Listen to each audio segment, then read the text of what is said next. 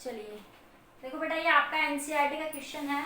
NCERT question आपका ये additional exercise का 2.22, आई होप इतना ही है ये 2.21, एनसीईआरटी क्वेश्चन 2.21, ठीक है। यस, हाँ, ये डाउट था किसी बच्चे का, मैं डिस्कस कर रही हूँ।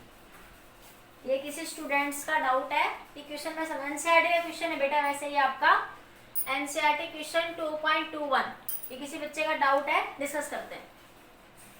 ये क्वेश्चन क्या है बेटा आपके पास, two charges minus Q and plus Q are located at the point 0,0 and 0,0 0,0 minus A 0,0 respectively, ठीक है। हाँ, सुनिए ध्यान से। ये कह रहा है कि to charges minus Q and plus Q are located, इस पॉइंट पे दो चार्जेस रखे हुए हैं। हाँ, अब कह रहा है आपसे what is the electrostatic potential energy at 0,0 z and xy 0। आपसे पूछा है इन दो पॉइंट्स पे इलेक्ट्रोस्टैटिक पोटेंशियल एनर्जी बताइए। क्वेश्चन क्या दे रहा है, देखो बेटा आपसे दिया है, देखो ये क्या बताता है, एक्स कोऑर्डिनेट, ये वाई और ये आपका जेड, ये एक्स, ये वाई और ये आपका जेड, ठीक है। तो आपके पास आप कोऑर्डिनेट्स बना लीजिए, ठीक है। जैसे आप बुक में देखोगे तो आपको समझ नहीं आएगा थोड़ा सॉल्यूशन, इसीलिए उस बच्चे को थोड़ा समझ नहीं आया, मैं बताती हूँ। देखो ये आपके पास, आप ऐसे लेते हो ना कोऑर्डिनेट, मान लिया आपके पास ये जेड एक्सिस, ये एक्स एक्सिस, तो ये क्या बन गई बेटा, मान लिया वाई एक्सिस, ठीक है। मैं सेम ऐसे ही बनाऊंगी। तो आपके पास ये क्या है, आपका दो चार्जेस है, माइनस का क्यू और ये है बच्चों प्लस का क्यू, ठीक है। माइनस का क्यू चार्ज किस पे रखा हुआ है, ये चार्ज रखा हुआ है आपके पास 0,0 माइनस ए, ठीक है। और ये चार्ज रखा हुआ आपका 0,0 ए पर, ठीक है बेटा। क्यू चार्ज के कोऑर्डिनेट है 0,0 ए, गुड मॉर्निंग बेटा दीपांशी, और माइनस क्यू चार्ज के कोऑर्डिनेट है बेटा आपके पास 0,0 माइनस ए। तो देखो अब जब आपके पास ऐसे कोऑर्डिनेट दिए हो तो आपको डिस्टेंस निकालना सिखाया था पिछली +1 में ग्राफ थ्योरी के अंदर, कि आपके पास मान लिया ये कोऑर्डिनेट दे रखा है एक्स वाई जेड, और ये कोऑर्डिनेट पॉइंट दे रखा है मान लिया ये x1 y1 z1, ये x2 y2 और z2। तो इन दो पॉइंट के बीच की डिस्टेंस कैसे निकालते थे, x2 माइनस x1 का square plus y2 minus y1 का square plus z2 minus z1 का स्क्वायर निकालते थे। हाँ, तो इन दोनों के बीच की डिस्टेंस मैं क्या कह सकती हूँ, देखो 0 माइनस 0, 0 माइनस 0, ठीक है, और इसका अंडर रूट कर देते थे। और इसी तरह 0 माइनस 0 प्लस, फिर आपने लिखा a माइनस माइनस a, ठीक है, और इसका अंडर रूट, तो ये 0 0 तो 0 बन जाएगा, तो a माइनस a क्या बन जाएगा आपका 2a, इसका स्क्वायर और फिर इसका अंडर रूट, तो ये डिस्टेंस कितनी आ गई 2a आ जाएगी। मैं सीधा सीधा कह दूं कि इन दोनों चार्जेस के बीच की डिस्टेंस 2a निकाल सकते हो आप ऐसे, इतनी बात क्लियर। हाँ हाँ, 2a 4a नहीं, साइड बेटा 2a हो जाएगी ना, a 2a का स्क्वायर फिर इसका अंडर रूट, हाँ तो 2a आ जाएगी। ये बात क्लियर ना, मैं सीधा सीधा समझ लिख रही हूँ। हाँ, अब मैं डायरेक्ट लिख रही हूँ, ये समझाने के लिए लिखा था जस्ट आपको। तो आपको ये पता लग गया यहाँ से कि ये दो चार्जेज है आपके पास, ये दो चार्ज हैं, ये माइनस का क्यू और ये प्लस का क्यू, ठीक है। तो ये डिस्टेंस आपके पास 2a, जब आप इस कोऑर्डिनेट को लिखेंगे तो a माइनस a डिस्टेंस कितनी बन जाएगी 2a, यस। फिर आपसे पूछा है बेटा what is the potential at the point, पहले इस पॉइंट पे बताइए। तो देखो ये आपका डाइपोल है, मैं एक बार फिगर इधर बना रही हूँ, ये माइनस क्यू ये प्लस क्यू, ये आपका जेड एक्सिस है बच्चों, और ये आपका एक्स एक्सिस है और ये आपका वाई एक्सिस है, ठीक है। इस फिगर को माइंड में रखें। तो जेड एक्सिस तो आपका इधर ही है बच्चों, तो जेड एक्सिस पे मान ले ये जेड डिस्टेंस आपने ओरिजिन से ये डिस्टेंस दे रखी है आपको जेड, देखो ये देखो ये एक्स, ये वाई और ये आपका जेड बच्चों, ठीक है। हाँ, तो ये पॉइंट कितना आ गया बेटा, यहाँ पे आपका जेड आ गया, कितना आ गया आपका जेड आ गया, ठीक है। हाँ, तो देखो और ये डिस्टेंस कितनी है 2a, तो ये डिस्टेंस भी a है बच्चों, और ये डिस्टेंस भी कितनी आपकी a है बेटा, ठीक है। हाँ, ये यहाँ तक। तो अब आपको क्या निकालना है, पोटेंशियल, क्या निकालना है आपको, पोटेंशियल निकालना है। तो ये पॉइंट A और ये पॉइंट पॉइंट बी, और इस पी पॉइंट के ऊपर आपको पोटेंशियल निकालना है, ठीक है। तो पोटेंशियल एट पी किसके कारण होगी, potential due to minus Q charge plus potential due to plus Q charge, यही होगी, ठीक है। हाँ, इसको हटा दो इधर से मैं। तो आपके पास क्या आया यहाँ से, potential due to minus Q charge. देखो ये डिस्टेंस जेड है बेटा और ये ए है यहाँ तक, तो आपके पास ये एपी डिस्टेंस जो होगी वो कितनी हो जाएगी, जेड प्लस ए, और ये पॉइंट बीपी, और ये बीपी डिस्टेंस हो जाएगी आपकी जेड माइनस ए। देखो यस, ये टोटल जेड है, इसमें से ए को घटा दूंगी इतने को, तो मेरे पास ये वाली डिस्टेंस बीपी मिल जाएगी, ये वाली बीपी, ये है मेरे पास बीपी बच्चों, और ये है बेटा मेरे पास यहाँ से यहाँ तक की ये वाली, ये है मेरे पास एपी, ठीक है। तो potential due to minus Q charge क्या आएगा, के क्यू अपॉन एपी, जो कि आ जाएगा आपके पास जेड प्लस ए, और प्लस क्यू चार्ज के कारण क्या आएगा, के क्यू अपॉन बीपी, जो कि कितना आ जाएगा, के क्यू अपॉन में जेड माइनस ए, ठीक है।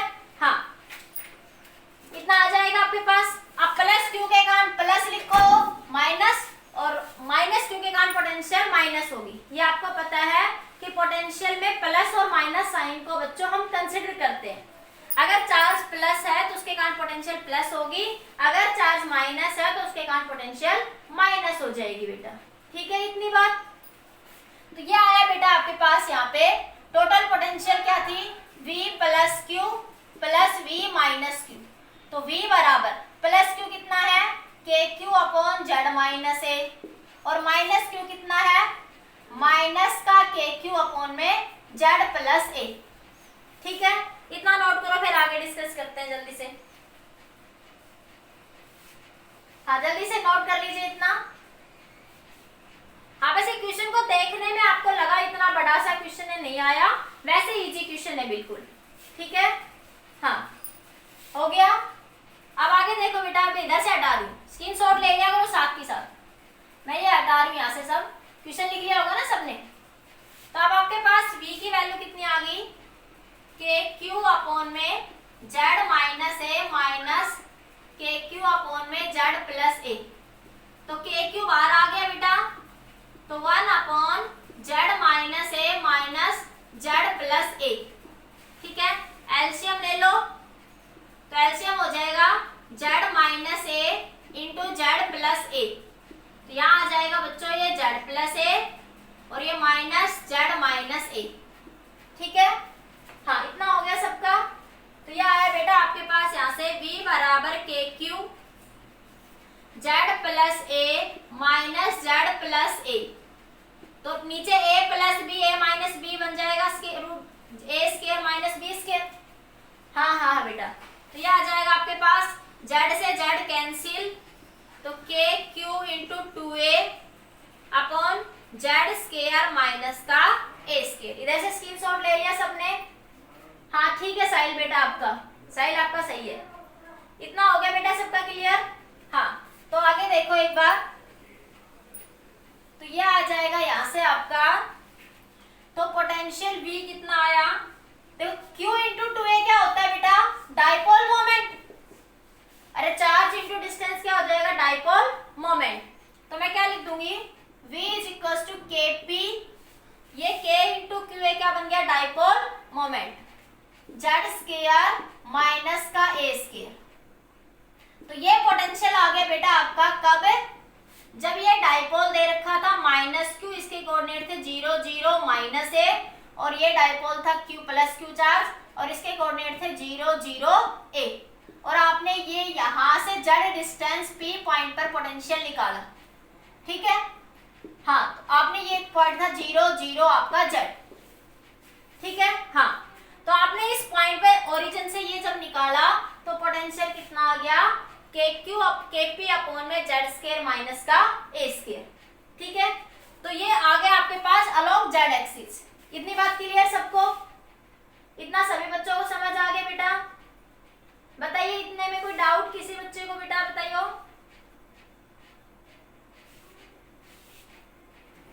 क्लियर, ठीक है। बताएं बेटा एक बार, एनसीईआरटी का क्वेश्चन है, अच्छा क्वेश्चन है, ठीक है। हाँ आगे चलूं, अब मैं स्क्रीनशॉट ले लिया करो, साथ के साथ स्क्रीनशॉट ले लो फटाफट जल्दी से, ले लिए स्क्रीनशॉट सबने, यस ठीक है। अब आगे देखो बेटा, उसने पूछा था पहले पार्ट में तो एट पूछा था, एट 0 0 पोटेंशियल बतानी थी एट 0 0 जेड पर, तो 0 0 जेड पर तो हमारी ये आ गई। फिर उसने पूछा था potential at X Y at 0 पर बताइए। तो देखो आपके पास क्या था बेटा, ये जेड एक्सिस थी, ये माइनस का क्यू चार्ज और ये आपका है बेटा यहाँ पे कहीं प्लस का क्यू चार्ज, ये जेड एक्सिस थी, ठीक है। ये आपने मानी थी बेटा एक्स एक्सिस और ये थी आपकी मान लिया वाई एक्सिस, ठीक है। हाँ सुनो सुनो, अब देखो ये डाइपोल है, तो एक्स वाई और एक्स और वाई, तो एक्स देखो ये जेड एक्सिस है, इधर से हटा दो मैं, ये ध्यान से देखो, वाई और एक्स, वाई और एक्स तो जेड के क्या है बच्चों, परपेंडिकुलर है ना। अरे देखो वाई और एक्स, मैं एक्स की बात करूं तो देखो एक्स की देखो एक बार, ये माइनस का क्यू चार्ज, ये प्लस का क्यू चार्ज, अगर मैं एक्स की बात करूं तो ये जेड एक्सिस के परपेंडिकुलर है, ठीक है। तो एक्स और वाई पॉइंट तो एक्स वाई प्लेन में ही लाई करेंगे, ये मान लिया बेटा एक्स एक्सिस, ये मान लिया, देखो ऐसे समझते हो तुम लोग, ये वाई ये जेड है, तो ये जेड तो एक्स और वाई दोनों के परपेंडिकुलर है, तो जो एक्स वाई पॉइंट है तो ये तो डाइपोल के क्या हो गए, परपेंडिकुलर हो गए। मेरी बात सुनो, एक्स और वाई ये दोनों एक्स वाई पॉइंट कहां लाई करेंगे, in the X Y plane. अरे एक्स वाई पॉइंट यहाँ पे कहीं भी एक्स वाई प्लेन में यहाँ लाई कर रहे हैं, तो ये जेड एक्सिस के क्या होंगे, परपेंडिकुलर होंगे या नहीं होंगे। 3D में ध्यान से समझने की कोशिश करो, या मैं अलग अलग समझाती हूँ कि एक्स पॉइंट जेड के परपेंडिकुलर है, तो वाई भी तो जेड के परपेंडिकुलर है, क्योंकि एक्स वाई दोनों डायरेक्शन जेड के क्या है, परपेंडिकुलर है। समझ आ गई बात, सभी बताइए ये बात, भैया एक्स और वाई पॉइंट जेड के क्या होंगे, परपेंडिकुलर होंगे या नहीं होंगे। अरे एक्स वाई जेड तीनों डायरेक्शन एक दूसरे के बच्चों परपेंडिकुलर होती है, तो ये एक्स वाई पॉइंट कहीं पे एक्स वाई प्लेन में ही लाई करेंगे। भाई एक्स प्लेन में लाई कर रहा है यहाँ पे कहीं, और ये जेड, तो ये जेड एक्सिस, ये वाई और ये यहाँ पे एक्स एक्सिस, तो ये वाई भी जेड के परपेंडिकुलर है और एक्स के भी क्या है, परपेंडिकुलर है। मैं अलग अलग दिखाती हूँ, देखो मैं तुम्हें जैसे समझती हूँ वैसे समझाती हूँ। ये जेड एक्सिस है तो ये एक्स एक्सिस, तो देखो ये एक्स एक्सिस जेड के परपेंडिकुलर है, माने मैंने ऐसे ले लिया, ये वाई है, ठीक है। मान दूसरे तरीके से लेती हूँ, मान लिया जेड एक्सिस है, ये वाई है, तो ये एक्स है, तो देखो ये वाई और जेड ऐसे देख लो तुम, ये जेड दोनों परपेंडिकुलर है या नहीं। हाँ बात समझ आ गई ना सबको। तो देखो आप लिखेंगे यहाँ पे देखो, तो आप यहाँ पे लिखेंगे X and Y point, X and Y point lies in X Y plane which is perpendicular to Z axis. और आपको पता है ये मान लिया डाइपोल है, ये प्लस क्यू चार्ज, तो डाइपोल के परपेंडिकुलर नेट पोटेंशियल क्या होती है, 0। परपेंडिकुलर डायरेक्शन में at the bisector of dipole potential की वैल्यू क्या होती है बच्चों, 0।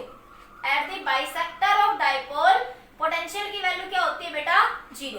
तो आप क्या लिखेंगे, एट एक्स वाई पोटेंशियल की वैल्यू क्या आ जाएगी, 0, because X Y point lies perpendicular to X axis और एट द बाइसेक्टर या परपेंडिकुलर टू द डाइपोल, क्योंकि देखो लिखोगे भी, मान लीजिए एक्स यहाँ पे लिख रहे हो, तो v बराबर ये भी आर, तो K Q by are minus का ये प्लस का के क्यू बाई आर, तो एट द बाइसेक्टर क्या आ जाएगी, 0। हाँ और ये से भी बता दें इन जनरल केस क्या था, potential to the dipole general क्या था, kp cos theta by R square, तो थीटा परपेंडिकुलर में क्या बन जाएगा, 90, तो पोटेंशियल की वैल्यू क्या आ जाएगी, 0। हाँ 0, तो एक्स वाई में पोटेंशियल 0 और जेड एक्सिस पे पोटेंशियल क्या आई आपकी, kq अपॉन kp अपॉन में z माइनस a का स्क्वायर।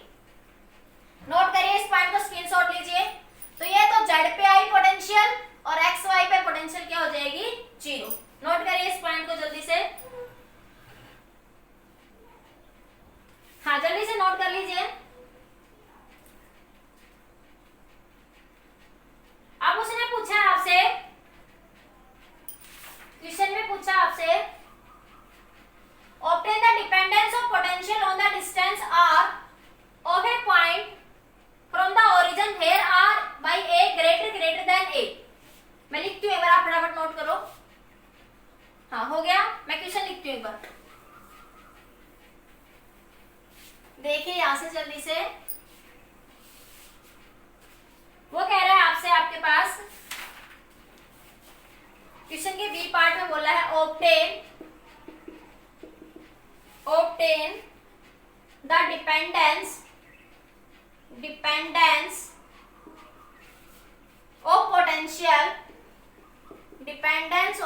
potential on the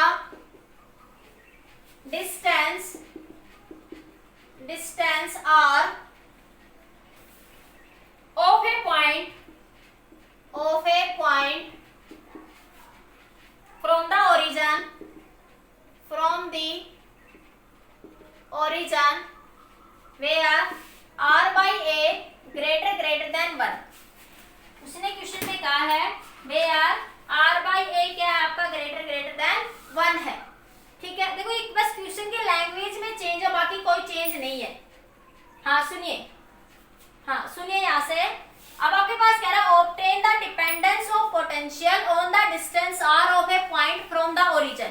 तो देखो ये आपके पास डाइपोल था, माइनस का क्यू प्लस का क्यू, ये ओरिजिन है आपके पास, तो ये यहां से आपके पास z की जगह डिस्टेंस क्या आ गया, ये p पॉइंट आपके पास z की जगह क्या कह दिया बेटा, r कह दिया। ये मयंक अग्रवाल के नाम से आईडी किसकी है ये? हाँ सुनिए आगे, देखो आगे बेटा ये यहाँ पे, हाँ देखो यहाँ से, तो देखो आपकी बार r दे दिया, हमने पहले केस में z लिया था यहाँ पे, तो पोटेंशियल की वैल्यू क्या आई थी हमारे पास, kp अपॉन में z square minus a square. अब z की जगह r लिख दो, तो kp अपॉन में क्या आ जाएगा, r स्क्वायर माइनस का a स्क्वायर, क्या आ जाएगा। हाँ बेटा कर रही हूं मैं, इनकी टेंशन मत करो, ये बकवास करते हैं, ये पता नहीं कौन कौन आते हैं यहाँ पे ये। हाँ अब देखो ये इसका मतलब क्या, देखो r बाई, उसने लिखा है r by a greater than 1, मैं कह दूं r ग्रेटर देन a की तो बात है ना, मैं अगर लिख दूं r ग्रेटर देन a तो क्या बन जाएगा ये यहाँ से, kp बाई r का स्क्वायर। उसने इतना ही पूछा था, obtain the dependence of potential on the distance r। हाँ तो पोटेंशियल इनवर्सली प्रोपोर्शनल हो जाएगी बेटा किसके, r स्क्वायर की। पोटेंशियल क्या हो जाएगी, इनवर्सली प्रोपोर्शनल हो जाएगी किसके, r स्क्वायर की। बस ये क्वेश्चन की लैंग्वेज का थोड़ा चेंज है। ये दीप सिखा के नाम से फालतू की आईडी किसने बना रखी है, ये मैंने बता दिया, तुम्हारी जमानत भी नहीं होगी अगर तुम्हारी वो कर दी तो, मैंने मरोगे रोते फिरोगे कहीं पे। हाँ तो समझ आ गया सबको ये बात क्लियर, बताइए सभी बच्चे रिस्पॉन्स दीजिए बेटा। अगर v इनवर्सली प्रोपोर्शनल r के, अगर r ग्रेटर देन a होगा तो पोटेंशियल इनवर्सली प्रोपोर्शनल होगी किसके, r स्क्वायर के। क्लियर ये सबको बच्चों?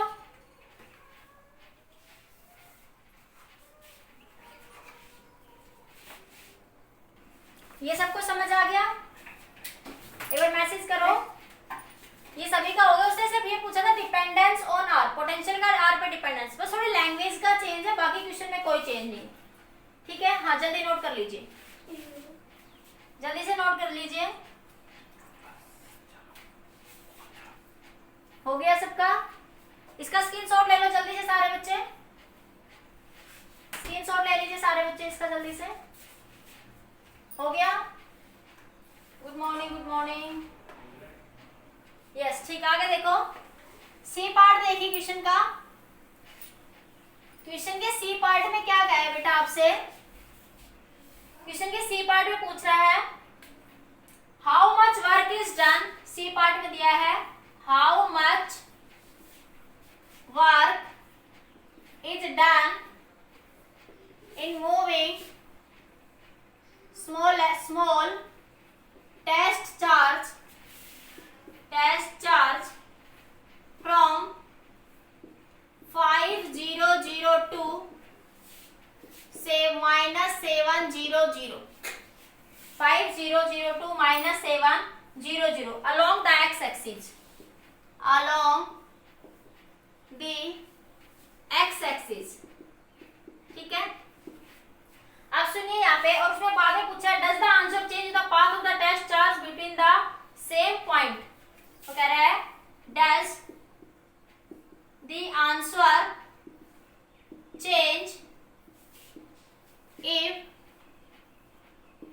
path between the same point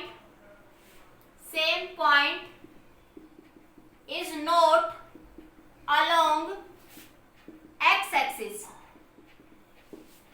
ठीक है, हाँ हाँ सुनो सुनो, हाँ बात बताती हूँ बेटा। साइल जीरो आएगा, साइल जीरो, साइल जीरो आएगा। देखो कैसे, वो कह रहा है how much work is done in moving the smallest charge from 5 0। देखो डाइपोल, क्वेश्चन के ए पार्ट में क्या था, ये डाइपोल था, ये जेड एक्सिस में था डाइपोल, डाइपोल किधर था, जेड एक्सिस में।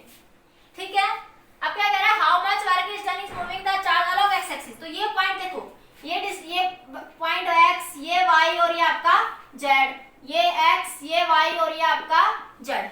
तो ये पॉइंट यहाँ पे है आपका 5 0 0 एक्स एक्सिस में, और ये है पॉइंट आपका -7 0 0। हाँ सुनो सुनो, तो सुनो, ये पॉइंट जो है डाइपोल की क्या है बेटा, परपेंडिकुलर है। देखो ये पॉइंट, और जब वर्क डन क्या होता था आपके पास, charge into potential, Q into मान लिया V2 माइनस V1, यही होता था ना। हाँ हाँ सुनो, वर्क डन पढ़ा था आपने पीछे, वर्क डन किसके बराबर होता था, चार्ज इंटू पोटेंशियल डिफरेंस।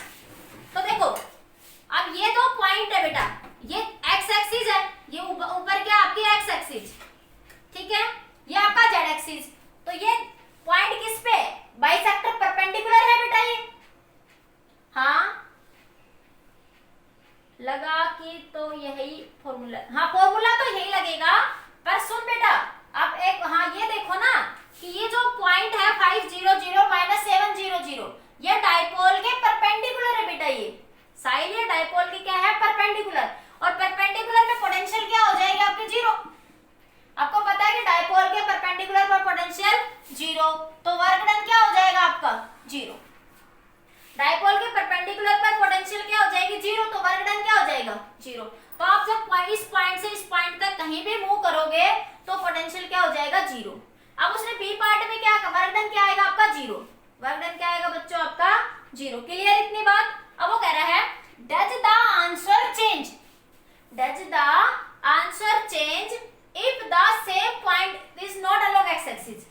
कि अगर ये मान ले एक्स एक्सिस से ना जाके, मान ले देखो ये एक्स पॉइंट है, अब मान ले इस पाथ से आए, पहले हम इस पाथ के अलोंग जा रहे थे, अब मान ले मैं इस पाथ के अलोंग जाऊं, या मैं इस पाथ के अलोंग जाऊं, या मैं इस पाथ के अलोंग जाऊं, तो मैं कोई से भी पाथ के जाऊं, क्योंकि इलेक्ट्रिक फील्ड कैसी होती है बच्चों, कंजर्वेटिव। बेटा इलेक्ट्रिक फील्ड कैसी होती है आपकी, कंजर्वेटिव। इलेक्ट्रिक फील्ड कैसी होती है बेटा आपकी, कंजर्वेटिव। वो path followed by the system पर डिपेंड नहीं करती। इलेक्ट्रिक फील्ड क्या होती है बेटा, कंजर्वेटिव, और वो पाथ फॉलोड बाय सिस्टम पर डिपेंड नहीं करती। तो क्लोज पाथ में, कंजर्वेटिव में वर्क डन ऑलवेज क्या होता है, जीरो, और कंजर्वेटिव फील्ड सिर्फ में वर्क डन, कंजर्वेटिव फील्ड में वर्क डन सिर्फ इनिशियल और फाइनल पोजीशन पर डिपेंड करता है। हाँ कंजर्वेटिव में वर्क डन सिर्फ किस बात पर डिपेंड करता है, इनिशियल और फाइनल। आप किसी भी पाथ से जाओ उस बात पर डिपेंड नहीं करता। हाँ समझ आ गया, किसी भी पाथ से जाओ बच्चों वो इस बात पर डिपेंड नहीं करता। आप लिखेंगे no answer is not change if path is change. आप लिखेंगे, ये जल्दी से नोट कर लो, फिर मैं लिख देती हूँ या मैं बोलती हूँ, no answer is not change if path is change because electric field is conservative, और कंजर्वेटिव फील्ड में वर्क डन सिर्फ इनिशियल और फाइनल पोजीशन पर डिपेंड करता है बच्चों। किस पर डिपेंड करता है, इनिशियल और फाइनल पर। हाँ आप किस पाथ से जा रहे हो इस बात पर डिपेंड नहीं करता। आप इस पाथ से जाओ, आप इस पाथ से जाओ, आप इससे जाओ, इस बात पर वो डिपेंड नहीं करता। क्लियर। तो आप लिख लेना no answer not change, answer आएगा नो, बिकॉज इलेक्ट्रिक फील्ड कैसी आपकी, कंजर्वेटिव, बिकॉज इलेक्ट्रिक फील्ड क्या होती है, कंजर्वेटिव। क्लियर ये क्वेश्चन सबको, सबको समझ आ गया बेटा आपको, ये सभी को ये क्वेश्चन नोट कर लीजिए जल्दी से। अब देखो एक बहुत अच्छा क्वेश्चन, अगला क्वेश्चन बहुत ही अच्छा क्वेश्चन है, आपके नीट और आईआईटी में भी वहां से क्वेश्चन आते हैं। एनसीईआरटी का क्वेश्चन है लेकिन बहुत अच्छा क्वेश्चन, और आपके बोर्ड में भी ऑब्जेक्टिव क्वेश्चन वहां से पूछा जा सकता है, और पूछा भी गया है एक दो बार। डायरेक्ट आंसर, वो क्वेश्चन ही आपका एक आंसर है। यस नेक्स्ट क्वेश्चन देखिए, very very important question. Yes next question देखो, वेरी वेरी इंपॉर्टेंट क्वेश्चन है नेक्स्ट आपका, आपके नीट आईआईटी बोर्ड सबके लिए इंपॉर्टेंट है।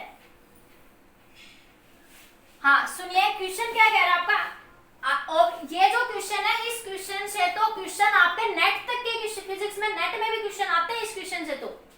हाँ सुनिए क्वेश्चन क्या है, मैं क्वेश्चन लिखती हूँ पहले पूरा ताकि आपको लैंग्वेज समझ आए क्वेश्चन की। क्वेश्चन कह रहा है बेटा आपसे,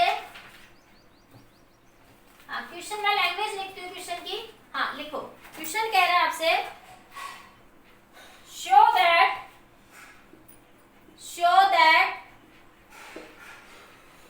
the normal component of electrostatic field, normal component of electrostatic field, normal component of electrostatic field has a discontinuity,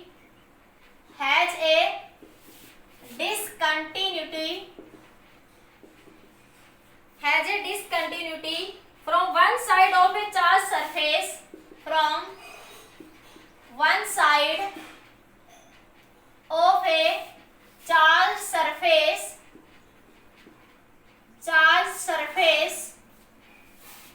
to another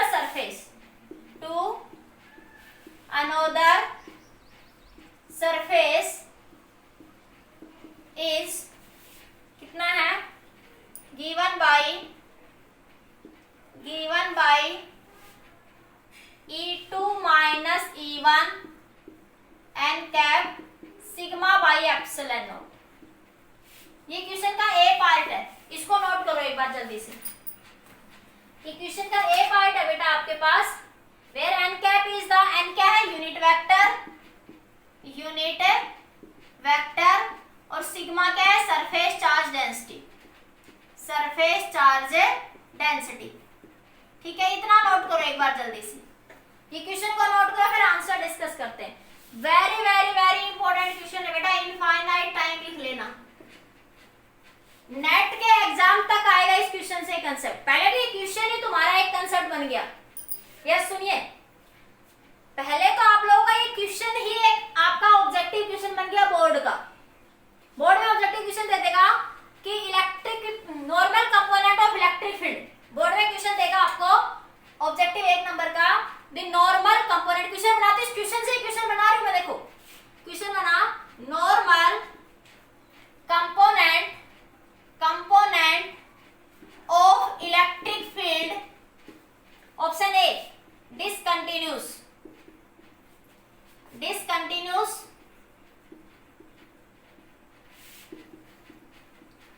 option B continuous, option C may be continuous और discontinuous, option D none. ठीक है, देखो इस question से question बना दिया मैंने। Board में एक क्वेश्चन पूछेगा आपसे कि जो इलेक्ट्रिक फील्ड का नॉर्मल कंपोनेंट है वो कंटिन्यूस है होता है या डिसकंटिन्यूस। तो देखो इसके क्वेश्चन में लिखा है, shows that normal component of electric field is discontinuous। तो पहला पॉइंट तो यही याद रखना है कि इलेक्ट्रिक फील्ड का नॉर्मल कंपोनेंट कैसा होता है, डिसकंटिन्यूस। इलेक्ट्रिक फील्ड का नॉर्मल कंपोनेंट कैसा होता है बेटा, डिसकंटिन्यूस। ठीक है, इतनी बात क्लियर कि इलेक्ट्रिक फील्ड का नॉर्मल कंपोनेंट कैसा आएगा बच्चों, डिसकंटिन्यूस। क्वेश्चन से ही क्वेश्चन मिल गया। अब इसका सॉल्यूशन करते हैं, नोट करिए जल्दी से एक बार आप। अब इसका सॉल्यूशन करते हैं, आप क्वेश्चन को नोट कर लीजिए जल्दी से। हो गया? हाँ, अब देखो मैं हटा रही इसको। क्या कह रहा है आपसे, वो कह रहा है कि ये शो करिए, ये एनसीईआरटी का क्वेश्चन नंबर 2.16 है। ये एनसीईआरटी का क्वेश्चन है 2.16। ठीक है, उसने कहा है ये बताइए कि normal component of electric field क्या होते हैं आपके परपेंडिकुलर। सुनिए ध्यान से, देखो ये आपके पास एक सीट है। देखो ये मान लिया आपके पास एक सीट है, ये पढ़ा है आप लोगों ने सबने। ठीक है, ये सीट है, ये वाला फिगर ही बना रही हूं मैं जो जैसा कि आपने पढ़ा हुआ है। ठीक है, इसके कारण इनफाइनाइट लाइन चार्ज है ना, सीट है, तो इसके कारण सिमेट्री कैसी बनेगी, सिलेंड्रिकल। एक छोटा सा पार्ट मान लूं मैं इसका, तो लाइन चार्ज के कारण सिमेट्री कैसी बनेगी, सिलेंड्रिकल। इस रीजन में इलेक्ट्रिक फील्ड इधर आएगी, इसका एरिया वेक्टर नॉर्मल अभी इधर है, इसके कारण भी इलेक्ट्रिक फील्ड इधर, एरिया वेक्टर नॉर्मल इधर। हाँ, इसका इलेक्ट्रिक फील्ड तो इधर है लेकिन इसका एरिया वेक्टर कहाँ होगा, इधर हो जाएगा, ऐसे हो जाएगा। देखो मैं एक पेपर से समझाती हूँ, रुको एक सेकंड, मैं एक पेपर लेती हूँ, एक सेकंड रुकना। सपोज आपके पास एक ऐसे ये सीट है, देखो ऐसे, देखो ये सीट है, इस सीट के ऊपर पॉजिटिव चार्ज है, इस सीट के ऊपर चार्ज है और नीचे चार्ज है। देखो ये सीट है, इसके ऊपर भी चार्ज है और नीचे भी, मैंने ऐसे रखा, तो इसके कारण इलेक्ट्रिक फील्ड या तो ऊपर जाएगी या फिर नीचे जाएगी। दिख रहा है सबको, देखो दिख रहा है ना, मैं थोड़ा ऊपर करती हूँ, देखो देखो ये इधर, ये इसके ऊपर पॉजिटिव बना दूं मैं ऐसे, देखो ये positive positive positive positive positive, ठीक है, ऐसे इधर भी ये positive positive positive positive positive, ठीक है। हाँ देखो, हाँ सुनो, अब इस सीट पे इधर दिख रहा है ना, ये पॉजिटिव चार्ज बन रहा है, इधर भी पॉजिटिव है, ठीक है। अब इलेक्ट्रिक फील्ड या तो इसके कारण ऊपर होगी या फिर इलेक्ट्रिक फील्ड इसके नीचे होगी, या तो ऐसे होगी या फिर इलेक्ट्रिक फील्ड ऐसे होगी, ऐसे होगी ना। और ये आपके पास प्लेन सीट है, तो सिमेट्री कैसे बनेगी, मान लो छोटे से चार्ज के कारण सिलेंड्रिकल बनती है, लाइन चार्ज के कारण, लाइन चार्ज के कारण सिमेट्री कैसे बनती है बच्चों, सिलेंड्रिकल। अरे बात समझ आई या नहीं आई। हाँ तो देखो, इस रीजन के कारण एरिया वेक्टर आउटवर्ड, इस रीजन को ऐसे रख रही हूं मैं, इसके कारण इलेक्ट्रिक फील्ड भी इधर और एरिया वेक्टर भी इधर, ऐसे नीचे वाले में इलेक्ट्रिक फील्ड भी नीचे और एरिया वेक्टर भी नीचे, ठीक है। अब इधर देखो, इसमें इलेक्ट्रिक फील्ड तो ऊपर है लेकिन इस सरफेस का एरिया वेक्टर इधर हो जाएगा, इस वाले फेस का, जो बीच वाला फेस बना, जो बीच वाला फेस बनेगा उसका एरिया वेक्टर इधर आ जाएगा। बात आई समझ में। हाँ अब सुनो, तो यहाँ से, तो यहाँ से देखो, हमने क्या पढ़ा है, गोज लॉ, हमने क्या पढ़ा है बच्चों, गोज लॉ। तो now according to Gauss law, according to Gauss law आप क्या कहते हो, E डॉट ds बराबर Q by epsilon naught. Q क्या होता है, टोटल एनक्लोज चार्ज, Q क्या होता है, टोटल चार्ज एनक्लोज। अब देखो टोटल चार्ज, अब ये एक सरफेस, ये दो सरफेस और ये तीन सरफेस, तो तीनों सरफेस इसके कारण यहाँ पे क्या लिखोगे, E dot ds 1 plus E dot ds 2 plus E dot ds 3 बराबर Q बाई एप्सिलॉन नॉट। अब देखो यहाँ पे थीटा क्या है, इस सरफेस में 1 में क्या बन रहा है, थीटा 0, और यहाँ पे 2 में थीटा 90 डिग्री और 3 में थीटा कितना आपका 0, ठीक है।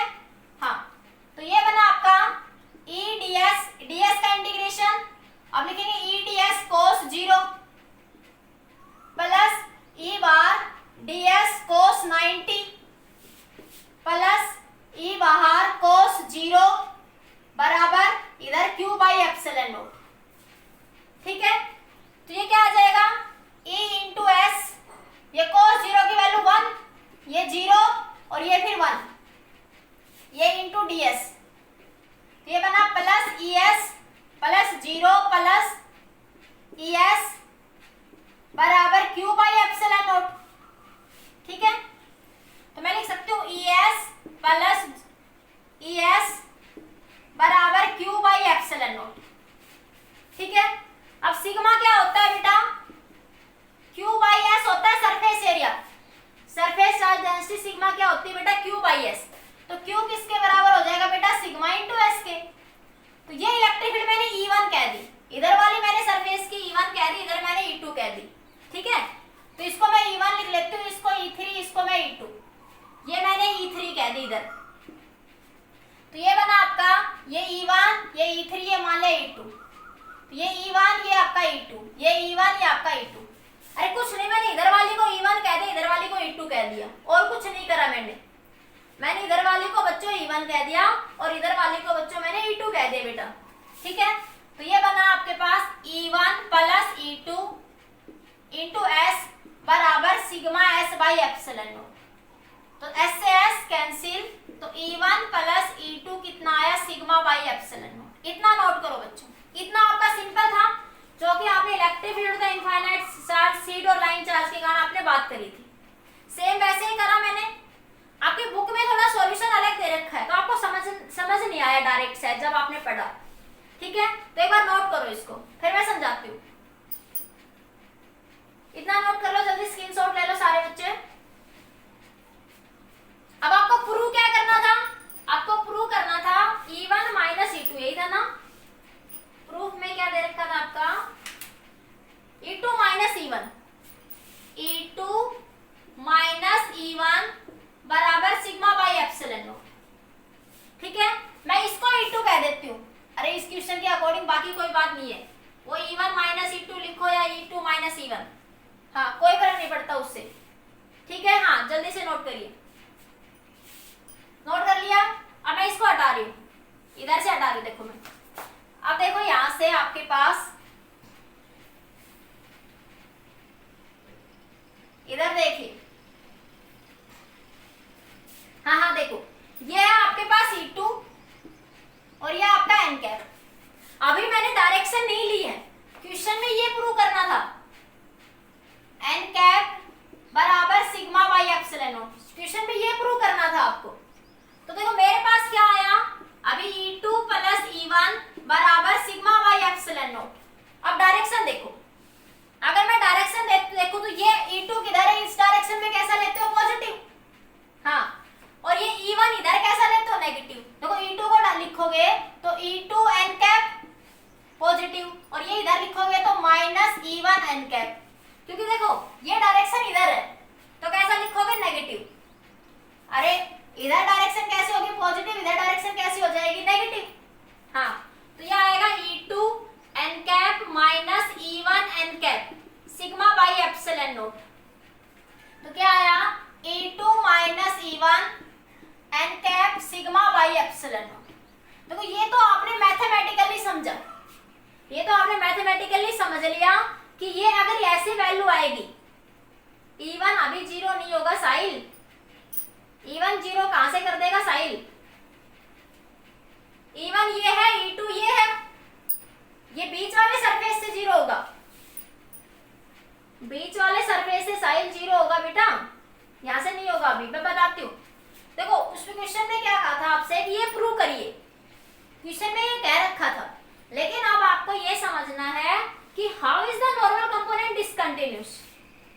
अब मैं आपको फिजिकली ये बात समझाती हूँ कि नॉर्मल कंपोनेंट कैसे डिसकंटिन्यूअस हो गया, कि नॉर्मल कंपोनेंट आपका कैसे डिसकंटिन्यूअस हो गया। बेटा नोट करो इतना जल्दी से, एक बार नोट कर लिया? ये समझ आ गया सबको मैथमेटिकली? मैथमेटिकल कंसेप्ट में किसी को कोई डाउट? अब मैं फिजिकली समझाती हूँ हाउ वे आप कैसे कह सकते हो कि नॉर्मल कंपोनेंट डिसकंटिन्यूअस होगा, ये बात आप कैसे कहेंगे बच्चों, ठीक है। नोट कर लिया? हटा दूं मैं? कोई डाउट है तो बताइए। देखो बेटा आपके पास, हाँ देखो आपके पास ये सीट है, क्वेश्चन में क्या कहा था आपसे पास?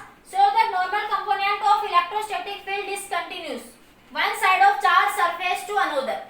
तो देखो ये आपके पास चार्ज सरफेस, तुम ऐसे ले लो, एक ही बात है, चार्ज सरफेस की बात कर रहा है ना, तो चार्ज सरफेस तुम ऐसे ले लो, चार्ज सरफेस तुम ऐसे ले लो, थोड़ा समझाने के लिए, ठीक है। हाँ सुनो, ये इसके इस सरफेस पे चार्ज और इस सरफेस पे, तो अंदर तो क्या होगा? ये वाला रीजन जो बना, यहाँ तो इलेक्ट्रिक फील्ड क्या होगी बच्चों? जीरो।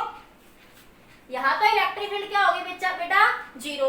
तो इस देखो इस वाले सरफेस के कारण इलेक्ट्रिक फील्ड इधर E1 और इस वाले सरफेस के कारण इधर E2, इसी तरह इधर ये E2, बीच में देखो ये भी मेटल है ना, ये वायर होगी तो ये मेटल होगी, अरे ये मेटल है ना, वायर है तो ये मेटल होगी, और मेटल के अंदर इलेक्ट्रिक फील्ड क्या होती है बच्चों? Zero.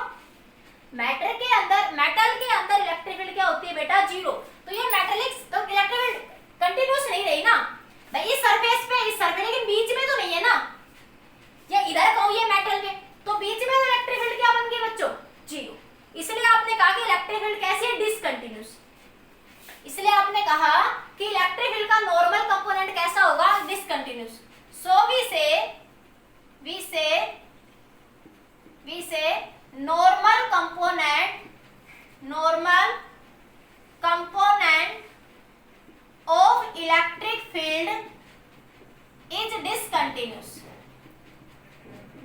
Discontinuous. Normal component of electric field कैसा है बच्चों? डिसकंटिन्यूस है बेटा, ठीक है। हाँ, अब सुनो यहां से, अब ध्यान से सुनो। अब जब आपको मैथमेटिकली प्रूव करना होगा, रिपीट करती हूँ, सुनो साहिल, मैथमेटिकली समझ में आ गया था साहिल यहाँ तक? मैथमेटिकली में कोई डाउट नहीं था यहाँ तक? अब सुनो, उसने कहा है कि हाउ वी, आप कैसे कह सकते हो बेटा कि normal component of electric field discontinuous. इस बात को मैं फिजिकली समझा रही हूँ। देखो, ये मान ले ऐसे ले लो, चाहे आप ऐसे ले लो, ये एक मेटेलिक वायर है, ले लो, उसने चार्ज सरफेस की बात कही है। उसने कहा है कि सरफेस कैसा आपका चार्ज, तो मान ले ये ले लो आप मेटेलिक चार्ज, भाई चार्ज तो मेटल पे होगा। तो सुनो, तो मान ले ये मेटेलिक शीट है, तो इसके इस सरफेस पे चार्ज था, इस सरफेस पर, बीच में इलेक्ट्रिक फील्ड क्या हो रही थी बच्चों? जीरो। बीच में इलेक्ट्रिक फील्ड क्या हो रही थी बेटा? जीरो हो रही थी। तो देखो, इस सरफेस के कारण इधर इलेक्ट्रिक फील्ड होगी और इस सरफेस के कारण इधर इलेक्ट्रिक फील्ड होगी, लेकिन बीच में तो इलेक्ट्रिक फील्ड जीरो है ना, तो इलेक्ट्रिक फील्ड बीच में डिस्कनेक्ट हो गई ना, कंटिन्यूस नहीं रही ना। बीच में इलेक्ट्रिक फील्ड कहां है? देखो, मैं अगर सुनो, मैं अगर इस पॉइंट की बात करूं, तो इस पॉइंट में देखो, इस सरफेस के कारण इलेक्ट्रिक फील्ड E1 आएगी, ठीक है, और इस सरफेस के कारण इलेक्ट्रिक फील्ड क्या आएगी? E2। लेकिन बीच वाला जो रीजन है, यहाँ पे तो इलेक्ट्रिक फील्ड क्या आपकी जीरो है ना, तो इस इलेक्ट्रिक फील्ड यहाँ पे क्या होगी? डिस्कनेक्ट होगी, कंटिन्यूस नहीं रही। इलेक्ट्रिक फील्ड क्या होगी? डिस्कनेक्ट, कंटिन्यूस नहीं रही। सेम बात यहाँ बात कर लो, जैसे ये मेटेलिक वायर है, इसको चार्ज करा आपने, तो देखो इसके इस सरफेस के कारण इधर इलेक्ट्रिक फील्ड, इधर इलेक्ट्रिक फील्ड, लेकिन जो ये मेटल वायर है, वायर तो मेटल की है ना, और आपको पता है कि मेटल के अंदर इलेक्ट्रिक फील्ड कैसी होती है? जीरो। मेटल के अंदर इलेक्ट्रिक फील्ड कैसी होती है? जीरो। तो देखो, मेटल के वायर के इधर है और इधर है, लेकिन बीच में तो जीरो हो गई ना इलेक्ट्रिक फील्ड। इसलिए आपने कहा कि नॉर्मल कंपोनेंट कैसा बना? डिसकंटिन्यूस। और जब आप मैथमेटिकली प्रूव करेंगे तो आप लिखेंगे E2 minus E1 n cap by sigma by epsilon. मतलब जब इन दो कंपोनेंट का जब आप डिफरेंस लेंगे तो यहाँ कुछ वैल्यू आएगी, यहाँ जीरो नहीं होगी।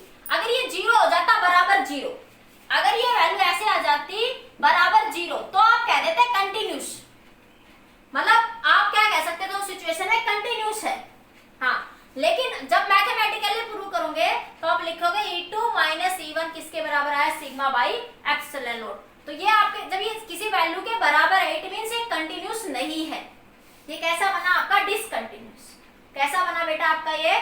डिसकंटिन्यूस। नोट करो इस पार्ट को, फिर बी पार्ट को डिस्कस करते हैं। हाँ, जल्दी से नोट कर लीजिए।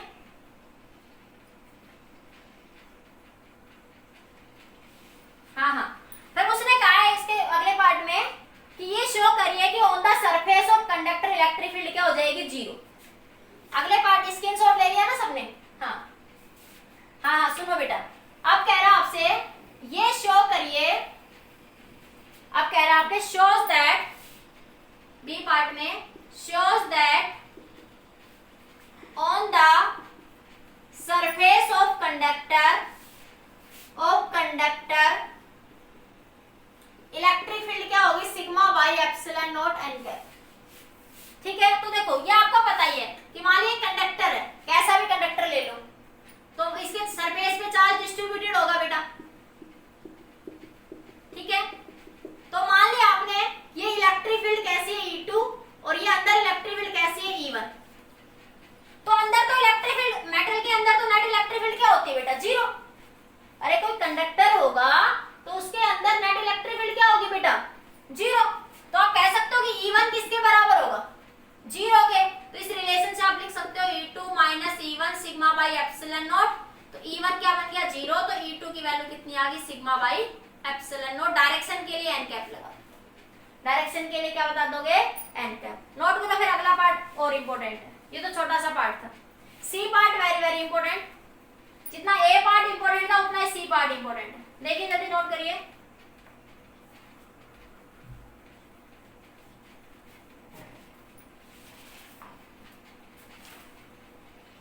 जल्दी से नोट कर लीजिए।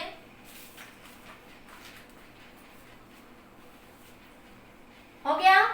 आगे देखो, नेक्स्ट है आपके पास, वो कह रहा है shows that tangential component of electric field is continuous। Question दिया है shows that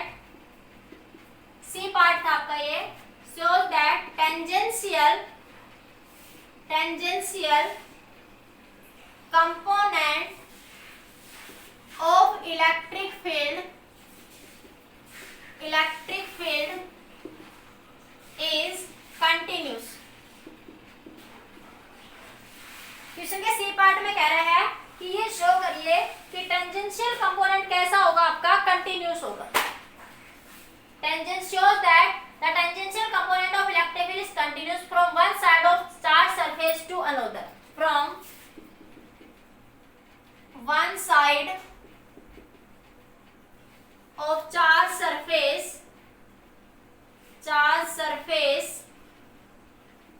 to another.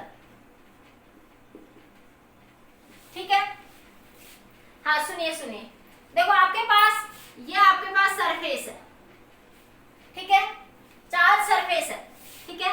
तो चार्ज सरफेस में देखो आप सरफेस ऐसा भी मान सकते हो, चार्ज सरफेस एक ही बात है, कैसा भी मान लो आपकी मर्जी, ठीक है।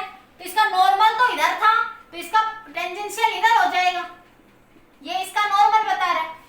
सेम यहां मान लो मैं, ये चार्ज सरफेस है बेटा आपका, ठीक है, ये चार्ज सरफेस आपका, ठीक है। मान लो आपके पास मेटालिक कंडक्टर की बात कर लूं मैं, तो उसके सिर्फ सरफेस पे चार्ज होगा। मेटालिक कंडक्टर में सिर्फ किस पे चार्ज होगा, सरफेस के ऊपर। ये आपके पास सरफेस पे है, ठीक है।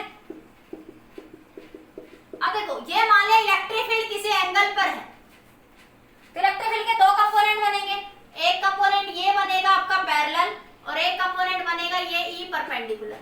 पैरेलल को आप टेंजेंशियल कह सकते हो और ये आपका परपेंडिकुलर आपका नॉर्मल कंपोनेंट बना। परपेंडिकुलर को आप क्या कहते हो, नॉर्मल कंपोनेंट। मुझे बात करनी है टेंजेंशियल कंपोनेंट की, हाँ मुझे किसकी बात करनी है बेटा, टेंजेंशियल कंपोनेंट की, ठीक है। तो सुनो यहाँ पे सुनिए ध्यान से, तो जो देखो जो सरफेस पे बात करते हैं, जैसे ये आपके पास कंडक्टर है, ये कंडक्टर मान लो, तो देखो ये सारे देखो ये इस पे फोर्स लगा रहा है, ये इस पे फोर्स लगा रहा है, ये इस पे फोर्स, सब एक दूसरे के फोर्स को कैंसिल कर रहे हैं।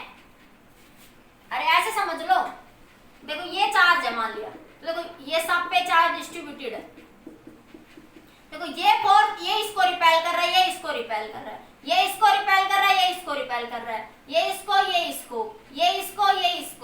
सब एक दूसरे को रिपेल करते हुए नेट रिजल्टेंट फोर्स क्या बना रहे हैं, सरफेस पे जीरो। अरे सरफेस पे रिजल्टेंट फोर्स जीरो है तभी तो ये चार्ज ऑन द सरफेस लाई कर रहे हैं।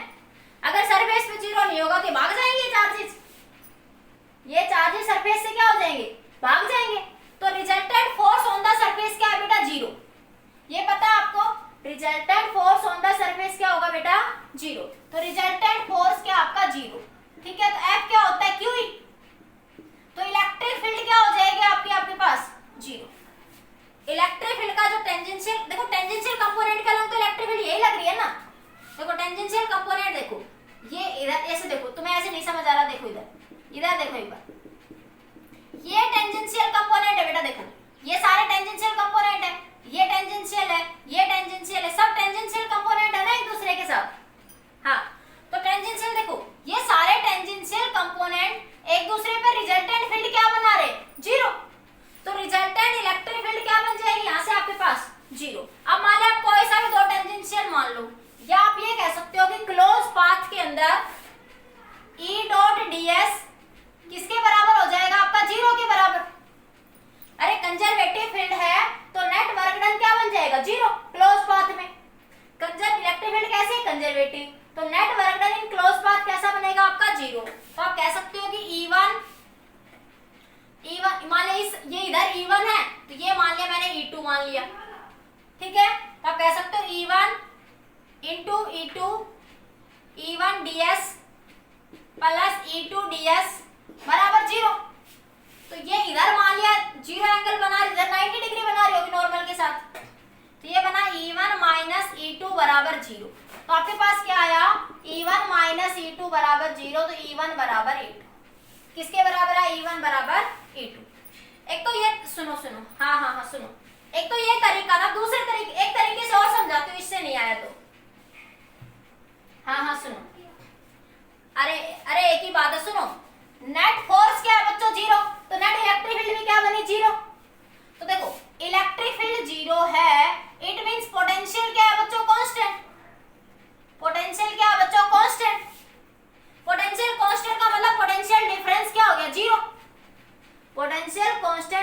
मतलब बच्चों पोटेंशियल डिफरेंस क्या हो गया आपका 0। दूसरा अब ये वर्क डन क्या था Q इंटू डीवी, तो डीवी तो 0 है तो वर्क डन क्या आ गया आपका 0। यही तो मैं कह रही थी, work done in close path क्या आ गया आपका 0। Work done in close path क्या आ गया आपका 0। तो आप कहेंगे देखो ये कंटिन्यूसली एक दूसरे पे फोर्स लगा रहे, यहाँ पे फोर्स डिस्कनेक्ट नहीं हो रहा। अब फिजिकली समझिए, ये सब एक दूसरे पे कंटिन्यूसली फोर्स लगा रहे हैं, फोर्स डिस्कनेक्ट नहीं हो रहा यहाँ पे, तो इसलिए आप क्या कहोगे tangential component of electric field is continuous. यहाँ पे देखो ये सब एक दूसरे पे ऐसे फोर्स लगा रहे हैं, देखो ऐसे समझो ये सब एक दूसरे पे कंटिन्यूसली फोर्स लगा रहे हैं, फोर्स डिस्कनेक्ट नहीं हो रहा। हाँ तो टेंजेंशियल कंपोनेंट कैसा होगा, देखो इस डायरेक्शन में सब एक दूसरे पे फोर्स लगा रहे हैं, सब इस डायरेक्शन में, तो इसलिए आपके पास कहेंगे कंटिन्यूस, आपके पास टेंजेंशियल कंपोनेंट क्या हो जाएगा आपका 0। ठीक है। हाँ तो नेट इलेक्ट्रिक फील्ड आप दूसरा इसको ऐसे लिख सकते हो आप इसको। हाँ अब E1 और E2 की फॉर्म में लिख दूं मैं, देखो आप दूसरा देखो, 1 मिनट और देखो, अरे 1 सेकंड रुको, जैसे एक दूसरा तरीका और देखो, ये इतनी बात समझ। मान लिया आप इसके काम में सिमेट्री बनाती हूँ ऐसे, ये चार्ज सरफेस है आपका, इसके कारण ये सिमेट्री बनी, इसको कह दिया आपने ABCD, तो ये तो इलेक्ट्रिक फील्ड नॉर्मल हो गया और ये कंपोनेंट कैसा हो गया पैरेलल, ये इलेक्ट्रिक फील्ड कैसा हो जाएगा आपका पैरेलल हो जाएगा आपके पास। तो आपके पास इन दोनों का मान लीजिए इसके कारण ये आपके पास इलेक्ट्रिक फील्ड है, ये इसका नॉर्मल कंपोनेंट, इसके कारण ये इलेक्ट्रिक फील्ड, ये इसका नॉर्मल कंपोनेंट, तो आप क्या लिखेंगे ये, आप देखो इसमें इलेक्ट्रिक फील्ड तो इधर है, इसका एरिया वेक्टर इधर, तो ये नॉर्मल के कारण तो रिजल्टेंट क्या बनेगी बीच में 0। तो मैं इसके कारण देखो आपने लिखा ये है E1, आपने लिखा ये है E2, हाँ तो ये क्या बनेगा आपके पास, देखो ये सरफेस जो है, ये सरफेस इसके अलोंग है या नहीं इस सीट के, ये दोनों सरफेस, तो आपने लिखा E1 ds n कैप, ये ऊपर है तो पॉजिटिव ले लिया, plus E2 ds minus n cap क्योंकि ये नीचे है, बराबर 0 हो जाए क्लोज पाथ के अंदर। तो ये आया E1 ds, इंटीग्रेशन कर लेना, E1 ds minus E2 ds बराबर 0, तो ये आ गया E1 माइनस E2 बराबर 0। तो आप कह सकते हो कि E1 बराबर E2, किसके बराबर आ जाएगा E1 बराबर E2। नोट करिए जल्दी से, इस सरफेस के ऊपर जो रिजल्टेंट फील्ड बनाएंगे वो क्या बन जाएगी बच्चों आपकी 0। हाँ बस 1 सेकंड अंकित, रुको 2 मिनट। तो आपने क्या कहा कि टेंजेंशियल कंपोनेंट क्या रहेगा बेटा कंटिन्यूस, टेंजेंशियल कंपोनेंट क्या रहेगा आपका कंटिन्यूस। ठीक है, तुम्हारी बुक में थीटा एंगल लेके कर रखा, मैंने डायरेक्ट कर दिया। हाँ रुको साहिल, रुको बेटा 1 सेकंड, ये दोनों क्वेश्चन समझ आ गए सबको अच्छे से। अरे एक क्वेश्चन और कर लो, अच्छा क्वेश्चन है तुम्हारा, अभी टाइम क्या हुआ है भाई, एक क्वेश्चन कर लो बस लास्ट। अरे वो IIT का क्वेश्चन है, बस लास्ट एक क्वेश्चन कर लो। अरे IIT का क्वेश्चन है भाई, एक लास्ट है वो कर लो बस, फिर छोड़ दूंगी 10। अरे आप किसी क्लास थोड़ी ना है। हाँ क्वेश्चन लिख लो बस एक लास्ट। हाँ हाँ हाँ एक लास्ट क्वेश्चन देखो, मैं अटेंडेंस 2 मिनट बाद लूंगी, क्वेश्चन लिखो फिर अटेंडेंस लेती हूँ। अरे बहुत अच्छा क्वेश्चन है, इजी 2 मिनट का क्वेश्चन है बस। हाँ क्वेश्चन लिखिए, विपुल वेट 2 मिनट, क्वेश्चन लिखो पहले। क्वेश्चन कह रहा है आपसे, two non conducting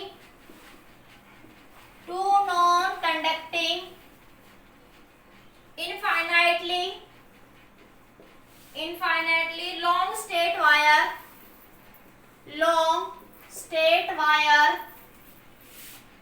with uniform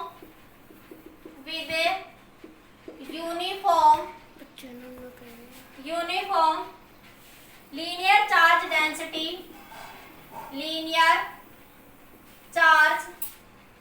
density lambda 1 and lambda 2 are arranged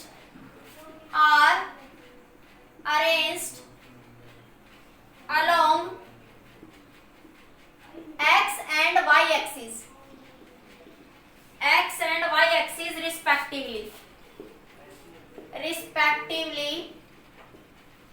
ठीक है, their intersection is at origin, their intersection is at origin, ठीक है। One of the field lines to to this wire in X Y plane, one of the field lines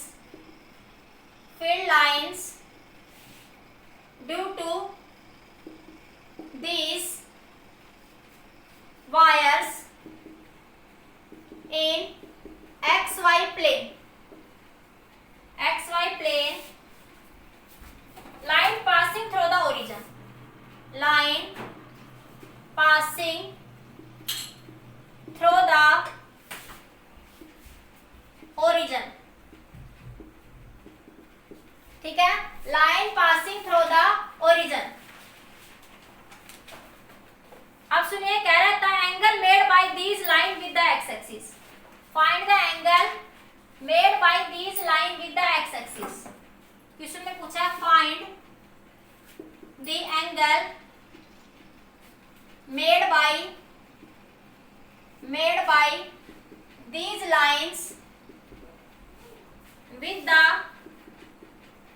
x axis। एक बार question का screenshot लीजिए, अब एक बार question को लिख लीजिए जल्दी से, ये फालतू की बातें नहीं, साहिल बकवास नहीं बेटा ये। हाँ, जल्दी से क्वेश्चन का स्क्रीनशॉट लीजिए, फिर मेरे को क्वेश्चन याद है, जल्दी से बस लिख लीजिए तुम लोग। हाँ, मैं क्वेश्चन की फिगर बताती हूँ, जल्दी नोट कर लो, ले लिया। अब देखो क्वेश्चन क्या, मैं बताती हूँ क्वेश्चन में क्या कह रहा था आपसे। क्वेश्चन में कह रहा है कि दो इनफाइनाइटली चार्ज वायर है, ये एक इनफाइनाइटली चार्ज वायर है, दो आपके पास, ठीक है, इनफाइनाइटली ऐसे ये दोनों एक दूसरे को क्रॉस कर रही है, ठीक है। इसकी चार्ज डेंसिटी λ1 है, इसकी चार्ज डेंसिटी λ2 है, ठीक है। हाँ, साहिल बकवास नहीं बेटा ये। आपके पास हाँ क्या हुआ, ये क्या कह रहे हो तुम लोग, सुनो क्वेश्चन देखो बेटा, अरे 2 मिनट का क्वेश्चन है। अब आपसे पूछ रहा है, ये मान लिया एक्स एक्सिस है और ये मान लिया आपका वाई एक्सिस है, इसकी λ1 डेंसिटी है, इसकी क्या है λ2 डेंसिटी है। ये क्रॉस होके रिजल्टेंट यहां से कोई एंगल थीटा बना रहा है ये, ठीक है। तो इस थीटा एंगल की वैल्यू बतानी है आपको। इस एक्स वाई प्लेन में ये स्ट्रेट लाइन कोई भी पॉइंट मान लो यहाँ पे, तो आपको इस थीटा एंगल की वैल्यू बतानी है बेटा, ठीक है। तो देखो क्वेश्चन देखो, ये पॉजिटिव है ना, तो इसके कारण इलेक्ट्रिक फील्ड इधर ये E1 हो जाएगी, इधर इलेक्ट्रिक फील्ड क्या हो जाएगी, ये E1। अब ये डिस्टेंस मान लिया आपकी कितनी बनेगी, वाई एक्सिस, ये डिस्टेंस क्या बनी आपकी, वाई परपेंडिकुलर। इसी तरह इसके कारण ये इलेक्ट्रिक फील्ड E2 हो जाएगी, और ये डिस्टेंस कितनी होगी बेटा आपकी x। अरे हो गया या नहीं।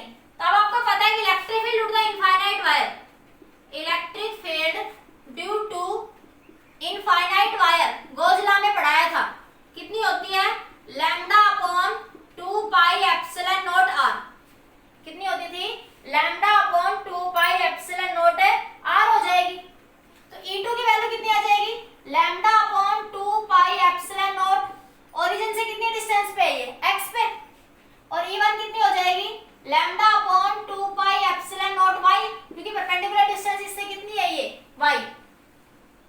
हाँ सुनो, आप सुनो, तो अब आपके पास E1 कितना आया बेटा λ/2 पाई एप्सिलॉन नॉट y, और E2 कितना आया λ/2 पाई एप्सिलॉन नॉट x, ठीक है। अब मैं इन दोनों को आपस में डिवाइड कर देती हूँ। तो देखो tan थीटा, देखो इधर बना रही हूं मैं, ये है आपका थीटा एंगल, तो ये बनी है आपकी देखो E1 और ये है आपकी E2। तो ये आपके पास tan थीटा की वैल्यू कितनी बनेगी बताओ, E1/E2 बनेगी।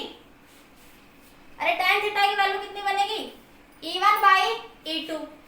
तो मैं लिखती हूँ tan थीटा बराबर E1/E2, ठीक है। तो E1 कितना है बेटा आपके पास λ/2 पाई एप्सिलॉन नॉट y, λ1, ये λ1 डेंसिटी है इसकी, और इसकी डेंसिटी कितनी λ2,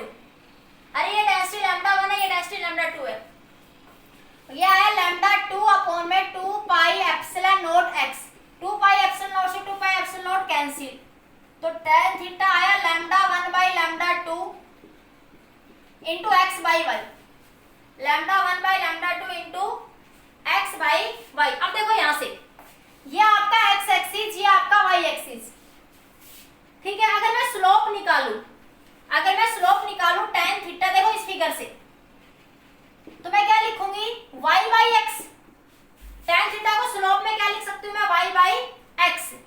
हाँ तो देखो अब मेरे पास क्या x बाई वाई, तो मैं उल्टा कर दूंगी इसको। मैं अगर मैं लिखूं 1 बाई tan थीटा तो किसके बराबर हो गया ये x बाई वाई, मतलब मैं x बाई वाई की जगह क्या लिख सकती हूँ 1 बाई tan थीटा, मतलब मैं x बाई वाई की जगह क्या लिख सकती हूँ 1 बाई tan थीटा। तो क्या है बेटा ये tan थीटा बराबर lambda 1 by lambda 2 into 1 by tan theta. तो क्वेश्चन बहुत अच्छा क्वेश्चन, इसका ऑप्शन देख के कंफ्यूज हो जाओगे आप लोग। मैं इसमें ऑप्शन बताऊंगी अभी क्या दे रखे थे, सुनो फिर से सुनो। ये तो इनफाइनाइटली लॉन्ग चार्ज वायर दे रखी है आपको, ठीक है। आपसे ये एंगल थीटा, ये फिगर गिवन है क्वेश्चन में, ये थीटा एंगल पूछा आपसे, ठीक है। तो आपको इनफाइनाइट लॉन्ग वायर के कारण इलेक्ट्रिक फील्ड पता है ये है, तो E1 के कारण इलेक्ट्रिक फील्ड क्या लिखोगे lambda upon 2 pi epsilon naught y, इसके कारण ये लैम्डा 2 ओरिजिन से डिस्टेंस ये है, ठीक है। तो आपने लिखा tan थीटा क्या बना E1 बाई E2, यस। तो ये आया आपके पास lambda 1 by lambda 2 x by Y. हाँ 1 सेकंड रुको, तो आपको पता है कि tan थीटा क्या बना इस फिगर से y बाई x, तो आपने लिखा 1 बाई tan थीटा क्या हो जाएगा x बाई वाई। हाँ इतना नोट करो, फिर आगे डिस्कस करते हैं। बस 1 सेकंड और, इतना नोट करिए जल्दी से। कर लिया? अच्छा ये मुकुल क्या बकवास कर रहा है तू, फिर वहां पढ़ ले। मुकुल क्या समझ नहीं आ रहा? यस मुकुल, अच्छा ये कोई फालतू में आईडी बना के बोल रहा है ये मुझे लग रहा है सविता मैडम का बेटा ही है ये, यही उस आईडी को बना के बोल रहा है। रुक मैं तेरी आईडी को हैक करती हूँ, अभी बताती हूँ मैं तेरे को, बकवास करने लग रहा। हाँ सुनो ठीक है, इतना हो गया क्लियर?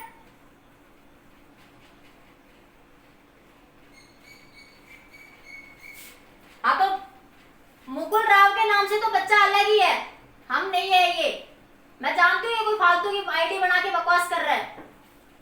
हो गया इतना बेटा? आगे देखो ये, तो आपके पास क्या आया बेटा यहाँ से ये, हाँ तो tan थीटा कितना आया बेटा यहाँ से आपके पास lambda 1 by lambda 2 1 by tan theta. तो आप लिख सकते हो tan स्क्वायर थीटा बराबर लैम्डा 1 बाई लैम्डा 2, ठीक है। तो क्या बन जाएगा tan थीटा को क्या लिख सकते हो आप लोग लैम्डा 1 बाई लैम्डा 2 का अंडर रूट।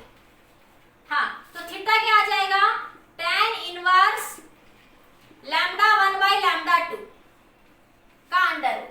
अब ऑप्शन क्या क्या दे रखे थे वो देखो एक बार, ये नोट कर लिया सबने इतना बेटा? अब देखो ऑप्शन क्या क्या दे रखे थे आपको। ऑप्शन दे रखा था थीटा बराबर tan inverse lambda 1 by lambda 2, option A था। ऑप्शन बी था थीटा बराबर tan inverse lambda 2 by lambda 1। Option C था tan inverse lambda 1 by lambda 2 का अंडर रूट। ऑप्शन डी दे रखा था tan inverse lambda 2 by lambda 1 का under root. तो कौन सा ऑप्शन सही हो जाएगा? Option number C. हाँ बेटा करनी पड़ेगी, ये पता नहीं कोई ऐसे ही बकवास कर रहा है या आके। हाँ सुनो सुनो सुनो, कोई बात नहीं, ये क्वेश्चन समझ आया सबको? एक बार बताओ कि ये दो इनफाइनाइटली चार्ज वायर दे रखी है आपको, ठीक है। हाँ सुनो, ये दो इनफाइनाइटली चार्ज वायर दे रखी है बेटा आपको, और आपसे ये एंगल थीटा पूछ रहे हैं। देखो इस क्वेश्चन में आप मैंने करवाया तो तुम्हें ही लग रहा, लेकिन आप गलती जरूर करते, क्योंकि क्या गलती करते? y और x गलत लिखने में गलत कर देते। हाँ तो देखो लैम्डा 1 के परपेंडिकुलर क्या है y। जब तुम इनफाइनाइट चार्ज वायर के कारण बात करते हो तो आप लोग ये डिस्टेंस r लेते हो, y r के परपेंडिकुलर, जो गॉसियन सरफेस बनाते हो। हाँ तो E1 के लिए y आओगे, E2 के लिए x लोगे, लेने दोनों को डिवाइड कर दो, फिर बिल्कुल सिंपल कंसेप्ट है, 10th का वेक्टर का कंसेप्ट है, 11th क्लास का। हाँ हाँ क्लियर हो गया? ये आपका IIT में पूछा हुआ क्वेश्चन है, बहुत ही अच्छा कंसेप्ट है ये क्वेश्चन। किसी को कोई डाउट है तो बताओ, किसी बच्चे को कोई डाउट है तो बेटा बोलो एक बार बताइए बेटा, किसी बच्चे को कोई डाउट है तो बताइए। क्लियर हो गया इतना सबको?